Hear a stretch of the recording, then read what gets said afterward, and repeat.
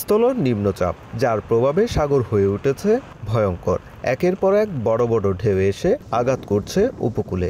ঢেউয়ের আঘাতে তলিয়ে যাচ্ছে সাগর পাড়ের দোকানপাট, আঘাত করছে ট্যুরিস্ট পুলিশের বক্সে। মাঝে মাঝে ঢেউয়ের পানি চলে যাচ্ছে সড়কে। সাগর উত্তাল, জোয়ারের সময় সাগরের পানি স্বাভাবিক চেয়ে অনেক বেশি উচ্চতায় প্রবাহিত হচ্ছে। কিন্তু সাপ্তাহিক ছুটির দিন হওয়ায় সাগর পাড়ে ছুটে গেছেন হাজারো পর্যটক, উপভোগ করছেন ভয়ঙ্কর সাগর। অনেকেই বলছেন ভয়ঙ্কর এমন সাগর আগে দেখা হয়নি। সেনাবাহিনী বা পুলিশ আমাদেরকে নামতে দিচ্ছে না। খুব ইচ্ছে ছিল সাগরে একটু গায়ে একটু পানি দেবো, গাভি যাবো, কিন্তু আপনারা দেখতেছেন পরিস্থিতি, সাগর অনেক উত্তাল, নামতে পারছি না। তারপরে খুব ভালো লাগছে, সমুদ্রের ঢেউ, বিশাল বিশাল ঢেউ, সমুদ্রের গর্জন। হঠাৎ করে সিগন্যাল, আবহাওয়া অত্যন্ত খারাপ, এই জন্য নিষেধাজ্ঞা জারি করছে। এখানে লাল পতাকা লাগাই দিচ্ছে যেহেতু পানিতে না নামে। ফ্যামিলি নিয়ে আসছি, উপভোগ করতে পারতেছি না সেরকম বৃষ্টি, তারপরেও বেশি আসছি দেখার জন্য। 13টি মশলার এক দারুণ কম্বিনেশনে তৈরি ইফাত রশিদ বিরিয়ানি মশলা। উৎসব এখন প্রতিদিন।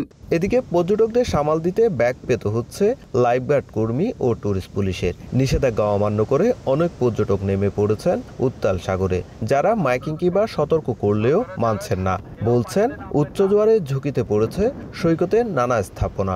পানি আজকে আরও বৃদ্ধি পেয়েছে এবং পানির উচ্চতা বেড়েছে, এবং এই সময়টাতে যারা পর্যটক আছেন তাদেরকে আমরা পানি থেকে বিরত রাখতেছি। উপরে এমনি হাঁটাহাঁটি করতে পারবে, কিন্তু কেউ পানিতে নামতে পারবে না।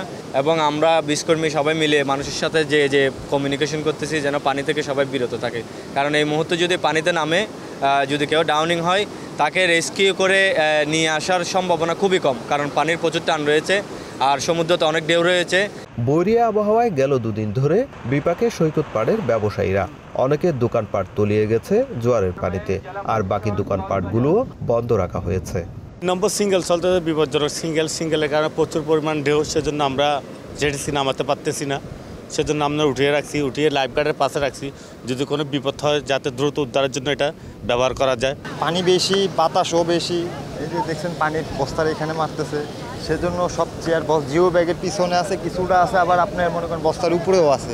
এদিকে উচ্চ জোয়ারে তলিয়ে গেছে সেন্ট মার্টিন দ্বীপের অর্ধশত বসতি, আর সাগর উত্তাল থাকায় গেল 5 দিন ধরে দ্বীপে পৌঁছানো যায়নি কোনো ধরনের খাদ্যপণ্যবাহী ট্রলার।